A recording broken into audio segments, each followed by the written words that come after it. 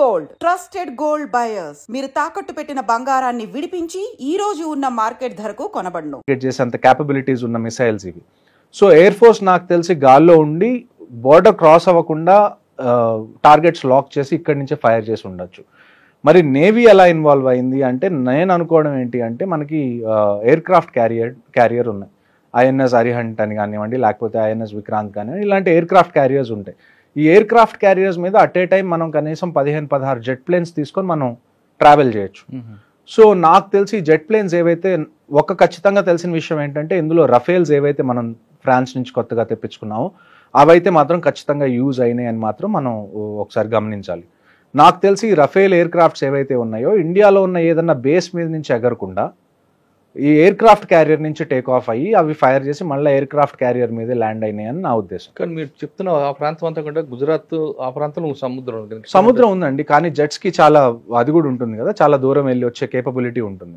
వాటిలో చాలా ఫ్యూయల్ ఉంటుంది. ఆల్మోస్ట్ కొన్ని వేల కిలోమీటర్లు అవి ట్రావెల్ చేసే అంత కేపబిలిటీ వాటికి ఉంటాయి.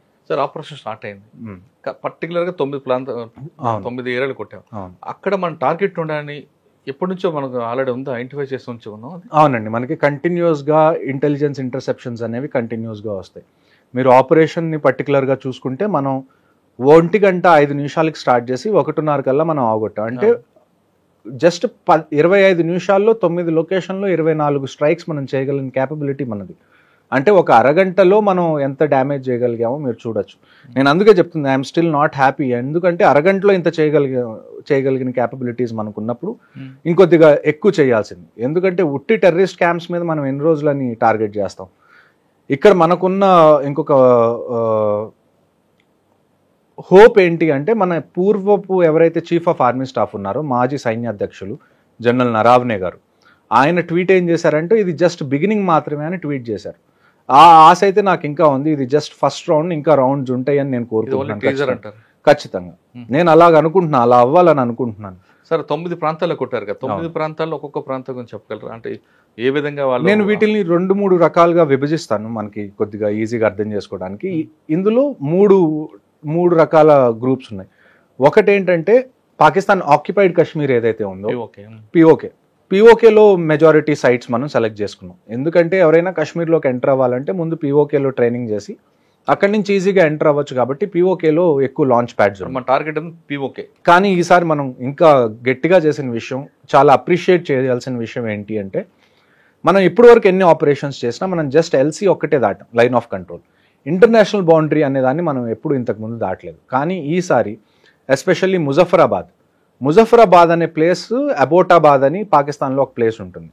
ఆ అబోటాబాద్ 2 విషయాలకి చాలా ఫేమస్. ఒకటి ఏంటి అంటే ఇక్కడ మనకి ఇండియన్ మిలిటరీ అకాడమీ దెహ్రాదూన్లో ఎలాగుందో పాకిస్తాన్ మిలిటరీ అకాడమీ అబోటాబాద్లో ఉంది.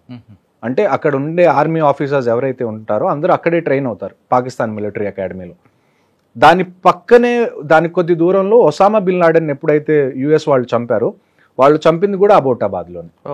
సో పాకిస్తాన్ మిలిటరీ అకాడమీకి కొన్ని కిలోమీటర్ల దూరంలో ఒసామా బిన్ లాడెన్ కనీసం 4-5 సంవత్సరాలు దాక్కొని ఉన్నాడు, కానీ వాళ్ళకి తెలియదు అంటారు. విచ్ ఈస్ కుదరదు, అలా కుదరదు. మీ మిలిటరీ అక్కడే కొట్టారు కాబట్టి. సో ఈ ముజఫరాబాద్ అనేది కూడా అబోటాబాద్కి జస్ట్ పక్కనే ఉంటుంది. ఈ 2 సిటీస్ కూడా మళ్ళీ ఇస్లామాబాద్కి చాలా దగ్గరగా ఉంటాయి. సో ఒక రకంగా మనం స్టేట్మెంట్ ఏమి ఇచ్చాము అంటే మనం ఎల్సీ కానీ ఇంటర్నేషనల్ బౌండరీ కానీ క్రాస్ చేయకుండా మేము మిమ్మల్ని లోపలే టార్గెట్ చేయగలం అన్న ఒక సంకేతాన్ని అయితే పంపించాం మనం. And at the same time మీరు కొద్ది కిందకు వస్తే పంజాబ్, రాజస్థాన్ వైపు వస్తే మనకి మురీద్కి అని ఒకటి, ఆ తర్వాత బావల్పూర్ అని ఒకటి. ఈ 2 మనకి జైషే మొహమ్మద్ మళ్ళీ లష్కరే తయ్యబాది మెయిన్ ట్రైనింగ్ సెంటర్స్ ఏవైతే ఉన్నాయో ఆ ఈ 2 ప్లేసెస్లో ఉన్నాయి. ఇవి కూడా కొద్దిగా పాకిస్తాన్లో ఇంటీరియర్స్లో ఉన్నాయి. దానితో కాశ్మీర్కి చాలా దూరంగా ఉన్నాయి. ఇవి ఒకవేళ మనం బావల్పూర్ చూసుకున్నాం అనుకోండి, బావల్పూర్లో మౌలానా మసూద్ అజర్ ఎవరైతే మన జైషే మొహమ్మద్ హెడ్ ఉన్నాడో అతని ఫ్యామిలీ ఆ కాంపౌండ్లోనే ఉంటారు. సో నిన్న మనకి తెలిసిన విషయం ఏంటంటే మసూద్ అజర్ ఫ్యామిలీలో 14 మందిని మనం చంపేశాం. ఇంకొక విషయం ఇక్కడ మనం గమనించాల్సింది ఏంటంటే ఆయన ఒట్టి మసూద్ అజర్ కాదు, మౌలానా మసూద్ అజర్. మౌలానా అంటే ఏంటండి, మదర్సాల్లో ఎవరైతే పాఠాలు చెప్తారో వాళ్ళని మౌలానా అంటారు, రిలీజియస్ టీచర్ బేసికలీ. సో ఎవరైతే టెర్రరిజంకి రిలీజన్ లింక్ లేదని చెప్తారో వాళ్ళు నాకు దీనికి ఆన్సర్ చెప్పండి. మసూద్ అజర్ని మౌలానా అని ఎందుకంటారు?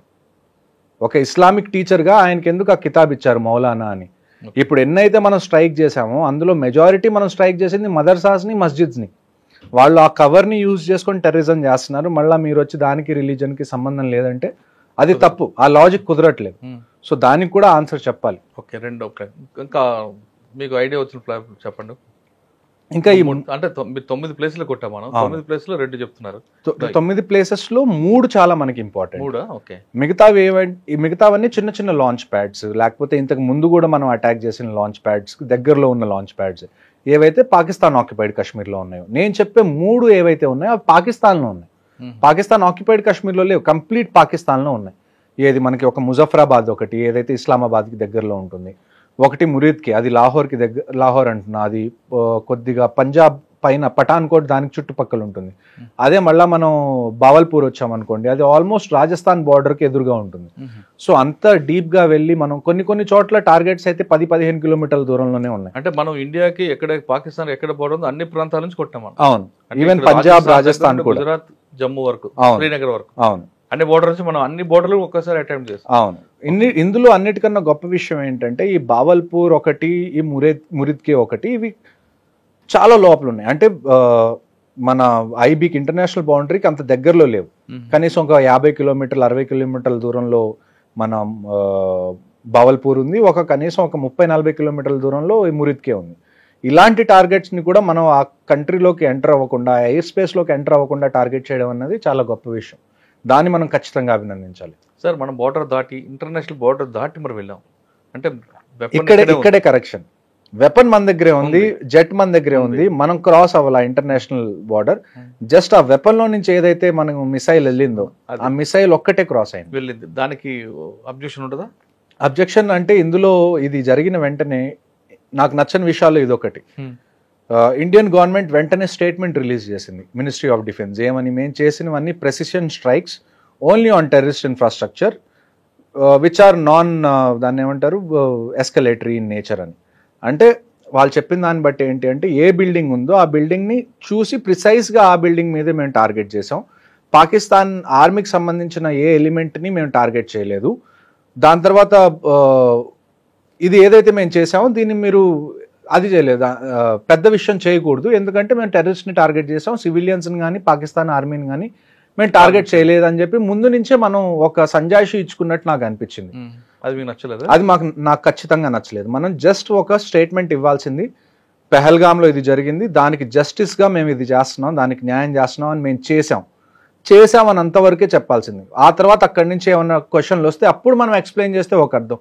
ముందు నుంచే మనం ఎక్స్ప్లెయిన్ చేస్తే మనం ఎక్కడో లోవర్ హ్యాండ్లో ఉన్నట్టు, లేకపోతే దీన్ని పెద్దది అవ్వకుండా మనమే ఆపుతున్నట్టు ఒక సంకేతం లాగా వెళ్తుంది.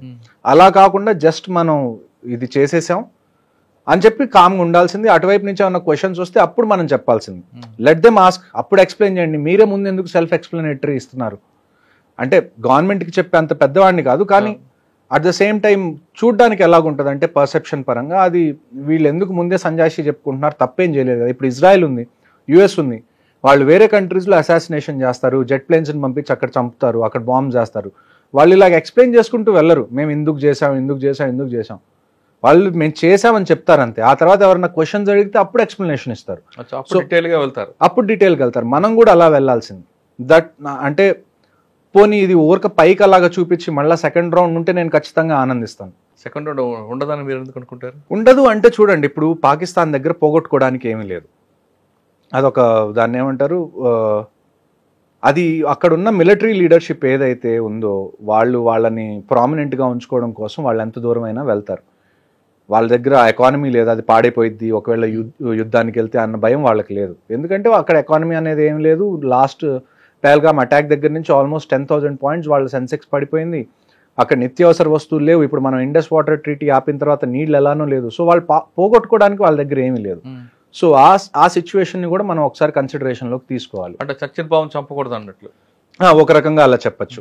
కానీ పీఓకేని పూర్తిగా హ్యాండ్ ఓవర్ చేసుకుంటే అయిపోద్ది కదండి. పీఓకేని హ్యాండ్ ఓవర్ చేసుకోవాలన్నా కానీ మనం పాకిస్తాన్ ఆర్మీతో ఫైట్ చేయాలి. ఎందుకంటే పీఓకే ఏరియా ఏదైతే ఉందో అందులో పాకిస్తాన్ ఆర్మీ ఫుల్ ప్రెజెన్స్ ఉంది వాటికి కూడా.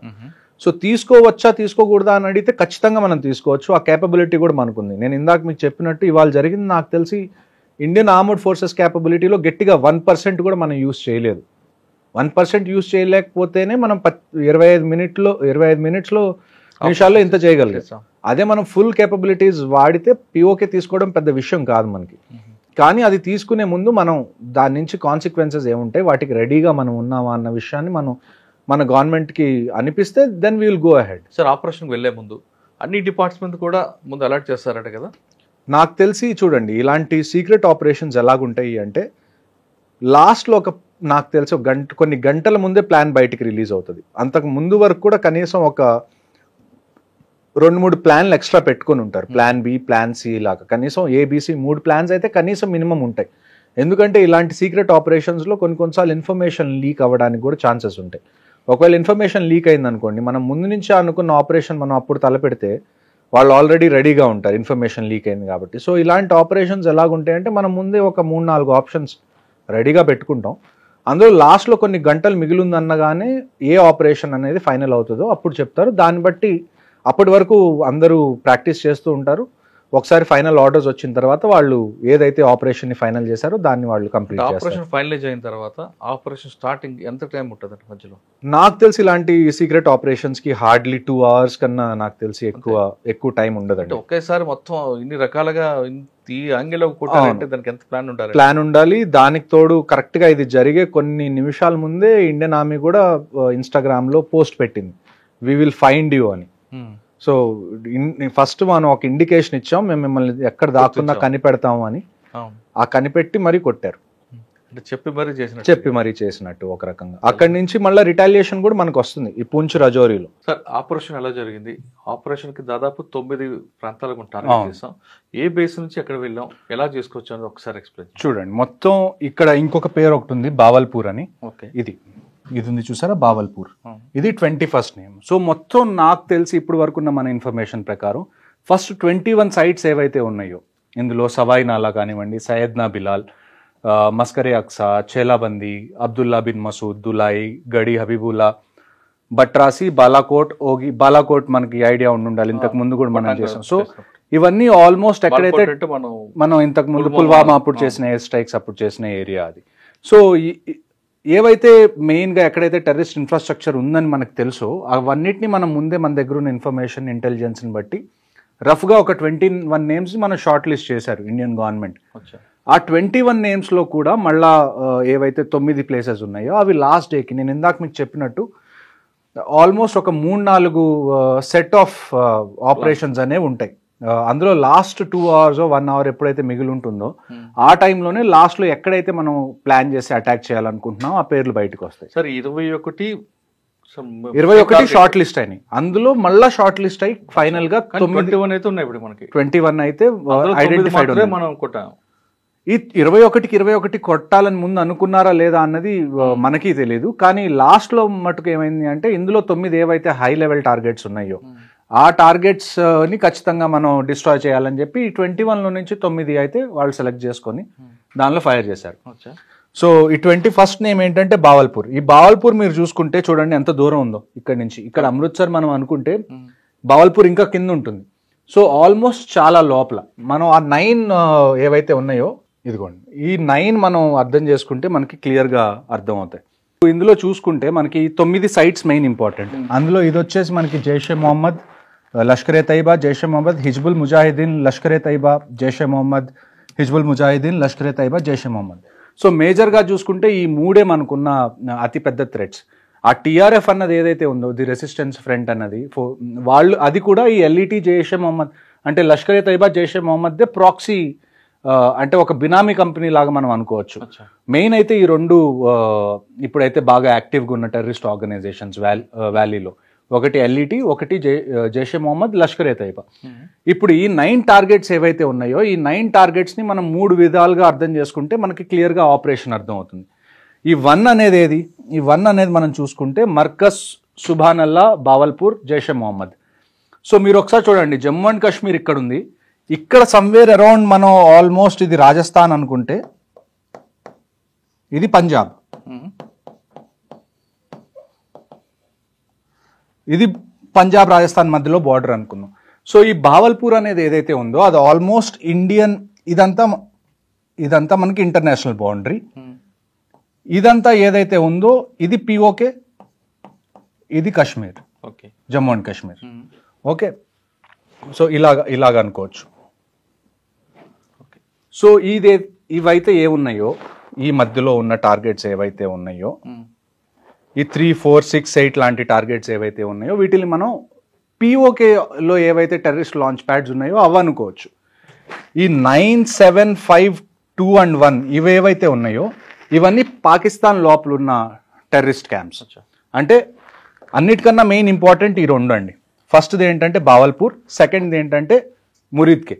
ఈ రెండిట్లో ఏంటి అంటే ఫస్ట్ మనం దీని గురించి మాట్లాడుకుందాం. బావల్పూర్ మౌలానా మసూద్ అజర్ ఎవరైతే మన జైషే మొహమ్మద్కి ఎవరైతే హెడ్ ఉన్నాడో అతనిది ఇక్కడ ఒక మర్కజ్ ఉంది. అక్కడ చాలా మంది ట్రైన్ అవుతారు. ఇన్ఫ్యాక్ట్ ఎవరైతే మన 26/11లో కసబ్ దొరికినా, డేవిడ్ హెడ్లీ దొరికినా వాళ్ళు కూడా ఈ 2 ఏరియాస్లో ట్రైన్ అయ్యి వచ్చిన వాళ్ళు. ఓకే, వాళ్ళు కశ్మీర్ వైపు ట్రైన్ అవ్వలేదు, వాళ్ళు పంజాబ్ అండ్ రాజస్థాన్ వైపు ట్రైన్ అయ్యి ఇటువైపు వచ్చారు నీళ్ల గుండా, అంటే ఓషన్ గుండా. సో ఈ రెండోది మనకి ఉన్నది ఏంటి అంటే మురిద్కే. ఈ రెండు ఒక రకంగా చూసుకుంటే ఇంటర్నేషనల్ బౌండరీ దగ్గర నుంచి చాలా లోపలికి ఉంటుంది.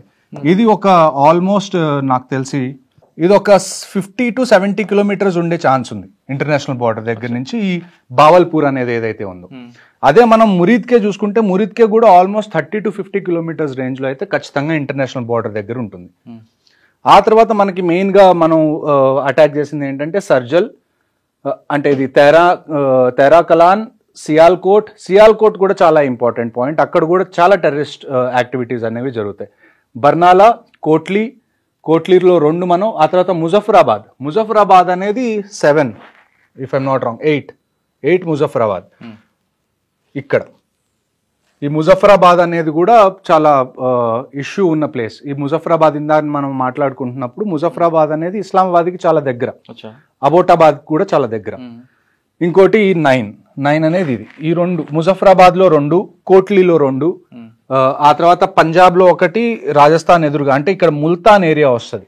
ఆ ఏరియాలో ఈ 2 టార్గెట్స్ అనేది ఈ 2 కన్నా కానీ ఈ 5 టార్గెట్స్ ఏవైతే ఉన్నాయో అంటే ఇంటర్నేషనల్ బౌండరీ దాటి ఈ పాకిస్తాన్ లోపల ఉన్నవి అటాక్ చేయడం అనేది ఇది చాలా చాలా కొత్తగా చేసింది. అంటే చాలా అభినందించాల్సిన విషయం.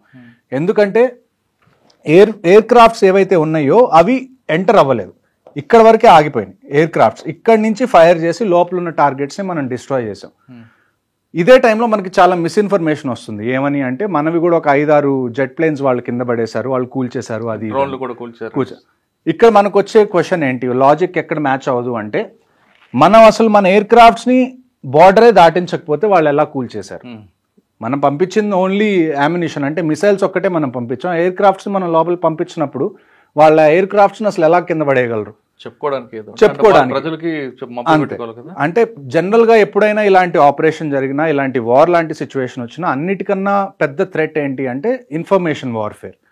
అలాంటి టైంలో ఇష్టం వచ్చినట్టు ప్రొపగాండా చేయడం కానివ్వండి, లేకపోతే పుకార్లు పుట్టించడం కానివ్వండి, దీనివల్ల ఏమైందంటే జనాల్లో ప్యానిక్ క్రియేట్ అవ్వడం.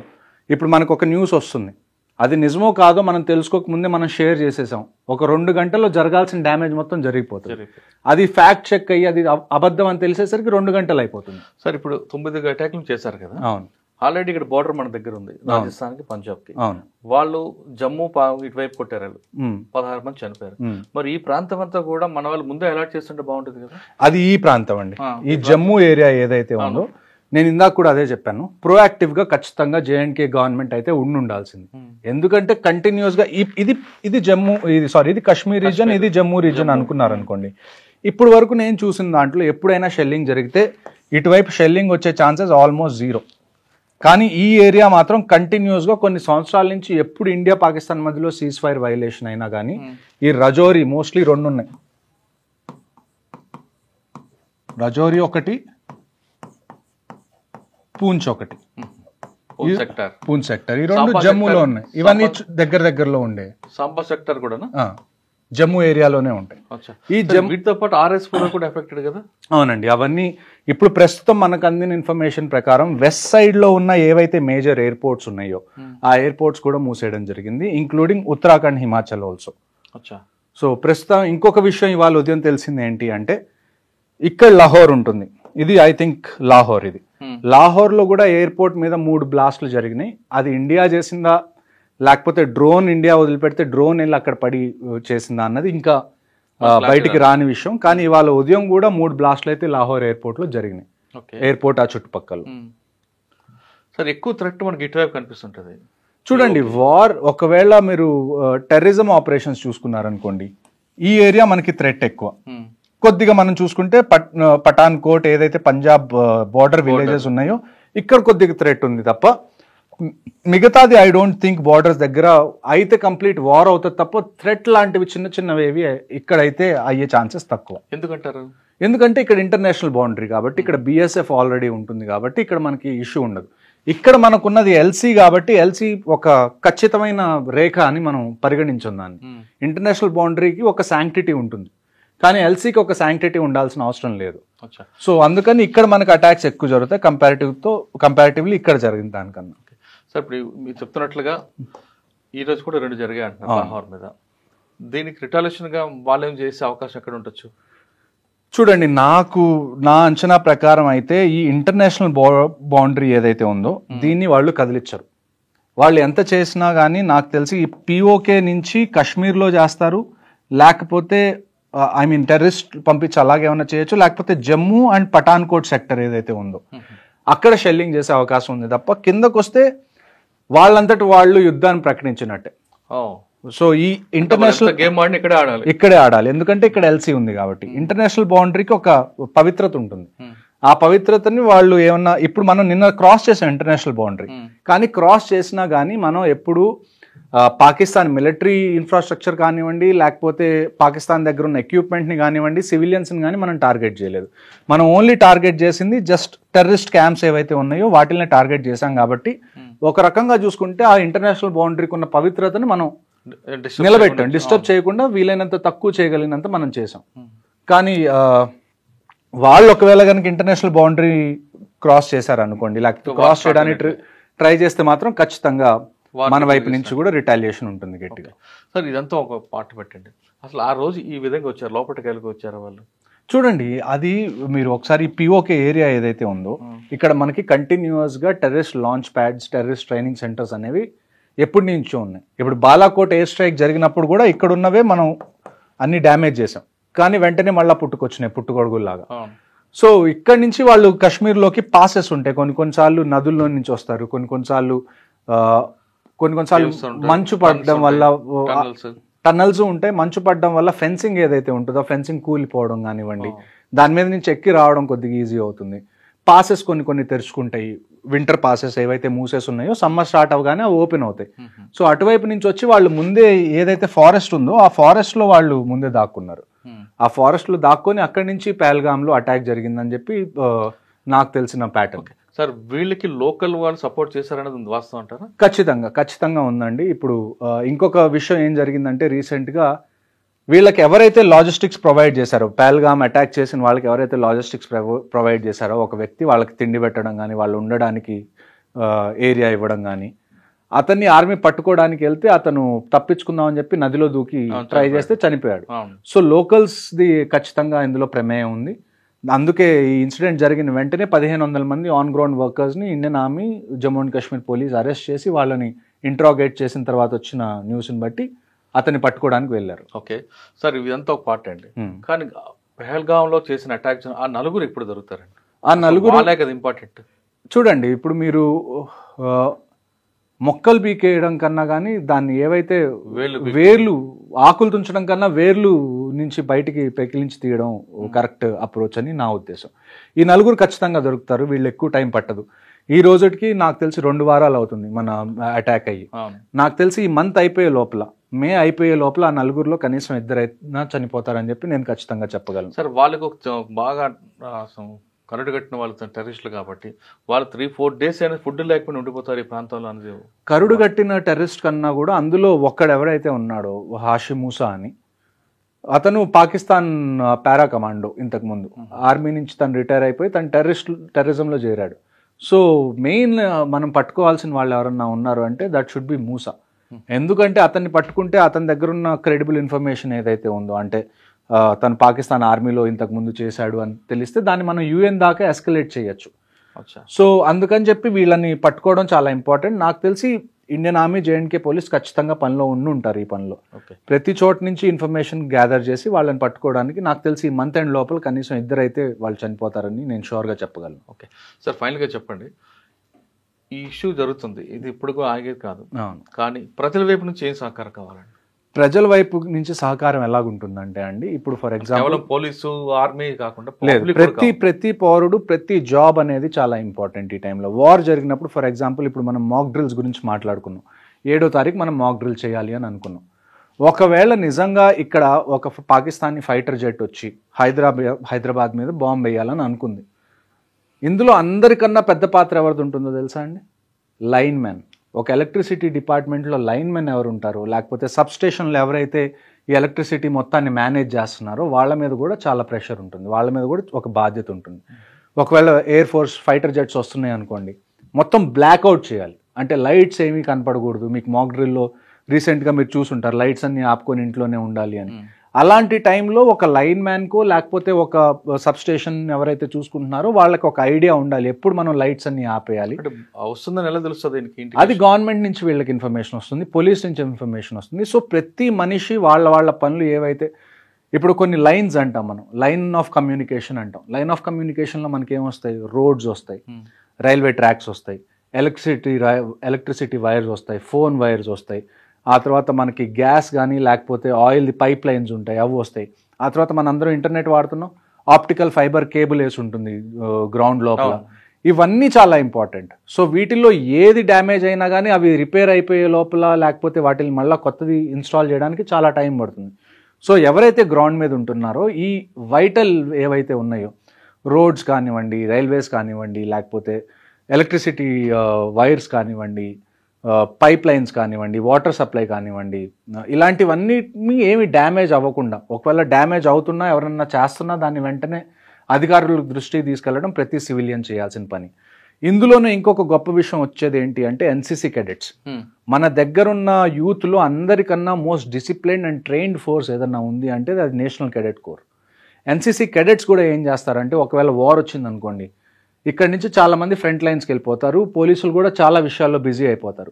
అలాంటి టైంలో రోడ్ మేనేజ్మెంట్ కానివ్వండి, ట్రాఫిక్ మేనేజ్మెంట్ కానివ్వండి, ఎక్కడన్నా పోలీసులకు కూడా ఎక్స్ట్రా మ్యాన్ పవర్ కావాలనుకోండి, అలాంటి టైంలో ఎన్సీసీ కెడెట్స్ కూడా పోలీసులకి హెల్ప్ చేస్తారు, లా అండ్ ఆర్డర్కి హెల్ప్ చేస్తారు. వాళ్ళతో పాటు భారత్ స్కౌట్ కూడా ఉంది కదా? అవును, వాళ్ళు కూడా వస్తారు. కాకపోతే ఎన్సీసీ ఏంటంటే ఆర్మీతో చాలా క్లోజ్గా ట్రైన్ చేస్తుంది కాబట్టి వాళ్ళకి కొన్ని విషయాలు ఎన్ఎస్ఎస్ కానివ్వండి లేకపోతే స్కౌట్స్ అండ్ గైడ్స్ కానీ వాళ్ళకి తెలియనివి వీళ్ళకి తెలిసే అవకాశం ఎక్కువ ఉంటుంది.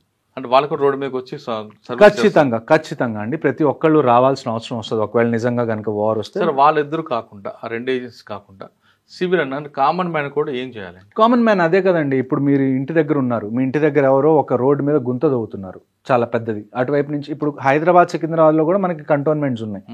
రేపు వార్ అయితే ఇక్కడి నుంచి ఎక్విప్మెంట్ తీసుకొని వీళ్ళు కూడా వెళ్తారు కదా, అలా వెళ్ళేటప్పుడు మధ్యలో ఎవరైనా రోడ్డుకి గుంతలు తవ్వుతున్నారా వాళ్ళ మూవ్మెంట్ ఆపడానికి, లేకపోతే రైల్వే ట్రాక్స్ ఏమైనా డిస్టర్బ్ చేయడానికి ట్రై చేస్తున్నారు, ఇలాంటివి మీకు కనపడినప్పుడు మీ బాధ్యత ఏంటి అంటే వెంటనే అధికారులకు చెప్పడం. ఇక్కడ ఎవరన్నా వచ్చి రోడ్ల మీద అనవసరంగా గుంతలు తవ్వుతున్నారు, ఆర్మీ కాన్వాయ్ వెళ్తుంటే. ఇంకొక విషయం ఏంటి అంటే, అన్నిటికన్నా చాలా ఇంపార్టెంట్ విషయం మిలిటరీ ఆపరేషన్స్లో సీక్రసీ, కాన్ఫిడెన్షియాలిటీ. అది ఎప్పుడు పోతుంది అంటే, ఇక్కడి నుంచి మనం ఎక్విప్మెంట్ తీసుకొని వెళ్తున్నప్పుడు దాని ఫోటోలు తీయడం, వీడియోలు తీయడం, దాన్ని పోస్ట్ చేయడం, దీనివల్ల ఏమవుతుంది అంటే ఎనిమికి తెలిసిపోతుంది మనం ఏమేమి ఎక్విప్మెంట్ తీసుకొని వస్తున్నాం, ఎంతమంది వస్తున్నాం అని ఒక రఫ్గా ఒక ఐడియా వస్తుంది, దానికి ప్రిపేర్ అయ్యి ఉంటాడు. సో మనం చేయాల్సింది ఏంటంటే సివిలియన్స్గా, మీరు ఒకవేళ ఆర్మీ కాన్వాయ్ వెళ్తూ కనపడింది, మీరు జస్ట్ సెల్యూట్ చేయడమో లేకపోతే వాళ్ళకు ఒక వాటర్ బాటిల్ ఇవ్వడమో లేకపోతే ఒక చాయ్ ఒక ఫ్లాస్క్లో పోసి ఇవ్వడం తప్ప, ఒక వీడియో తీసి నేను దాన్ని సోషల్ మీడియాలో పెడతాను అంటే మాత్రం దాన్ని అది ఒక మంచి విషయం కాదని చెప్పి చాలా మంది సెల్ఫీలు తీసుకోను, లేకపోతే రోడ్ మీద అలా వెళ్తుంటే వీడియో తీసి ఇండియన్ ఆర్మీకి సెల్యూట్ చేస్తున్నట్టు పెట్టిన, ఇవన్నీ మాకు అర్థం అవుతుంది. మీరు చాలా మనకు తెలియకుండానే నేరం తప్పు చేస్తున్నాం. మీకు ప్రేమ ఉంది, అది మీరు చూపించుకోవాలనుకుంటున్నారు, అందులో తప్పు లేదు. కానీ కొద్దిగా సెక్యూరిటీ పారామీటర్స్ ఏవైతే ఉంటాయో అవి కూడా దృష్టిలో పెట్టుకొని మీరు ఆన్లైన్ ఏం పోస్ట్ చేస్తున్నా కానీ 1-2 సార్లు ఆలోచించి పోస్ట్ చేయాలని నా మనవి. ఓకే, ఫైనల్గా ఇంకోసారి చెప్పండి, ఇప్పుడు జరిగిన ఆపరేషన్ ఎక్కడో ఆగిపోతుందా లేదా అంతం కాదు ఆరంభం అయింది? నన్ను అడిగితే ఆగకూడదండి, ఆగకూడదు. ఎందుకు అంటే ఇంతకు ముందు మనం ఉరి జరిగినప్పుడు కూడా మనం సర్జికల్ స్ట్రైక్స్ చేసాం, టెర్రరిస్ట్నే చంపాం. ఆ తర్వాత పుల్వామా జరిగింది, బాలాకోట్ ఎయిర్ స్ట్రైక్స్ చేసాం, మనం టెర్రరిస్ట్నే చంపాం.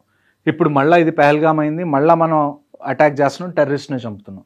జస్ట్ టెర్రరిస్ట్ని చంపినంత మాత్రాన ఈ ప్రాబ్లంకి పర్మనెంట్ సొల్యూషన్ అనేది రాదు. మనం 2 విషయాలు ఇండియా ఖచ్చితంగా చేయాల్సింది ఏంటి అంటే, ఫస్ట్ విషయం పాకిస్తాన్లో పాకిస్తాన్ ఆర్మీ కన్నా పాకిస్తాన్ గవర్నమెంట్ని ఎలా పవర్ఫుల్ చేయాలి. ఎందుకంటే మీరు ఇప్పుడు ఇండియాలో కూడా ఆర్మీ, నేవీ, ఎయిర్ ఫోర్స్ ఉన్నాయి అండ్ వీఆర్ పవర్ఫుల్. కానీ మేము ఏ రోజన్నా గవర్నమెంట్కి అగేన్స్ట్కి వెళ్ళాం. ఎందుకంటే ఇక్కడ ఉన్న గవర్నమెంట్ ప్రజల చేత ఎన్నుకోబడిన గవర్నమెంట్. అంటే మాకు ఆ గవర్నమెంట్ నుంచి ఏమొస్తున్నా ఆర్డర్స్ అది ఇండైరెక్ట్గా ప్రజల నుంచి వస్తున్నట్టే, అంతే కదా. సో మేము దాన్ని లెక్క చేయకుండా ఉంటే మేము ఈ జనాల్ని లెక్క చేయనట్టు అర్థం. సో పాకిస్తాన్లో ఏంటంటే అక్కడ ఒక గవర్నమెంట్ ఎలక్ట్ అవుతుంది, ఆ ఎలక్ట్ అయిన గవర్నమెంట్ ఏదైనా చేద్దాం అనుకునే లోపల అక్కడ పాకిస్తాన్ ఆర్మీ వచ్చేసి ఆ గవర్నమెంట్ని నెట్టేసి వాళ్ళు మళ్ళీ పాలించడం మొదలు పెడతారు.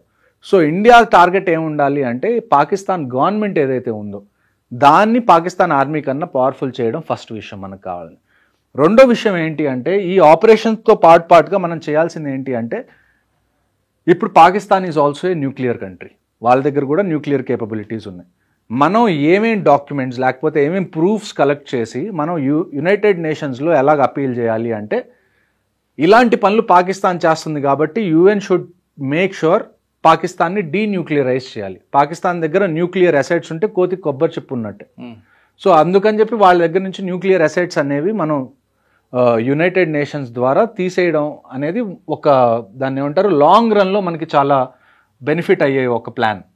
ఈ 2 మనం ఇండియన్ గవర్నమెంట్ చేస్తే నాకు తెలిసి ఈ ప్రాబ్లంకి ఒక పర్మనెంట్ సొల్యూషన్ అయితే ఉంటుంది. అంతేగాని పిఓకే చూడండి, ఒక్కసారి వాళ్ళ దగ్గర న్యూక్లియర్ లేదనుకోండి, న్యూక్లియర్ డిటరెంట్ అనేది వాళ్ళ దగ్గర లేదనుకోండి, మనం ఆపరేషన్స్ కూడా కొద్దిగా ఈజీగా చేయొచ్చు. పిఓకే ఇప్పుడు ఈ government for example Modi government మేము పిఓకే తెస్తాం అని అన్నా కానీ it doesn't happen in a week or A month. దానికి చాలా టైం పడుతుంది, దానికి బ్యాక్గ్రౌండ్ వర్క్ కూడా చాలా కావాలి. అలాంటి బ్యాక్గ్రౌండ్ వర్క్లో నన్ను అడిగితే ఆ న్యూక్లియర్ ఏవైతే ఉన్నాయో న్యూక్లియర్ అసెట్స్ పాకిస్తాన్ దగ్గర అది యుఎన్ జప్తు చేసుకున్న తర్వాత మనం ముందుకెళ్ళడం బెటర్.